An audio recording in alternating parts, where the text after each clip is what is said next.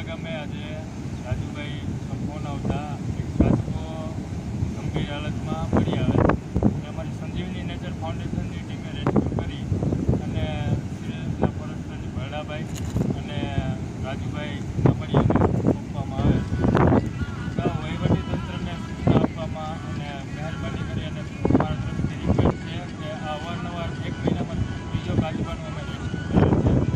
આપ તકેદારીના ભાગરૂપે એમાં કોઈ એક્શન લો અને આની તપાસ કરો.